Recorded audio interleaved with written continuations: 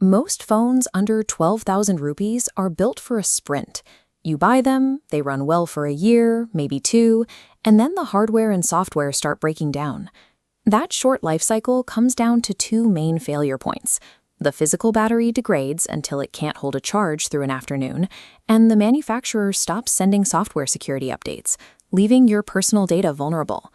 Xiaomi is explicitly targeting both of those bottlenecks with the Redmi A7 Pro 5G. They've packed it with a massive 6,300 mAh battery and promised 4 years of major Android upgrades, plus 6 full years of security patches. Those are support timelines usually reserved for premium flagships. But engineering a sub-12,000 rupee phone to safely reach the year 2030 requires some severe, unavoidable compromises to the hardware you use today. This quadrant chart comparing software lifespan and battery against raw processing power shows exactly what Xiaomi is doing. The Redmi A7 Pro sits completely isolated in the extreme top left, while almost every other budget competitor huddles in the bottom right. Buying in this price bracket isn't about hunting for the best overall spec sheet anymore. It is a strict choice between prioritizing immediate processing speed or long-term endurance. 6 years of guaranteed security patches means your device actively defends against new malware and vulnerabilities well into the next decade. This extended support ensures banking apps won't lock you out for running an outdated operating system, keeping your financial data secure far longer than a typical budget device. This table compares the Redmi A7 Pro to a typical competitor. You see Xiaomi's heavy advantage in software support, but driving that is an entry-level chipset with 4 GB of RAM. Here, the competitor pulls ahead, offering noticeably faster processors right out of the box. Fast forward 3 or 4 years. When this phone attempts to run a heavier, more demanding Android 18 or 19 on an entry-level 2026 processor, the daily experience is going to drag. App loading times will stretch, and multitasking will become a chore. That is the direct cost of this software strategy. You get guaranteed long-term digital security, paid for with eventual, unavoidable system sluggishness. For a lot of buyers, dealing with a sluggish interface in 5 years is highly preferable to tossing out a physically fine phone just because it became a security risk. The physical anchor of that longevity is a massive 6,300 mAh battery. In practical terms, that capacity stretches out to nearly 28 hours of continuous video playback on a single charge. If you are a gig economy worker relying on constant GPS routing or someone who streams media all day, this phone easily survives heavy screen-on time without forcing you to search for a wall outlet. This chart highlights the major caveat. The phone is capped at a severely limited 15-watt charging speed. It takes roughly 30 minutes just to reach a 20% charge.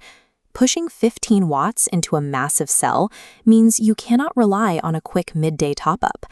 And there is a notable performance anomaly. If you activate the mobile hotspot feature, that massive battery drains surprisingly fast, undercutting its primary strength. Maximizing this phone's endurance requires abandoning the expectation of quick charging and reverting to deliberate, overnight power planning.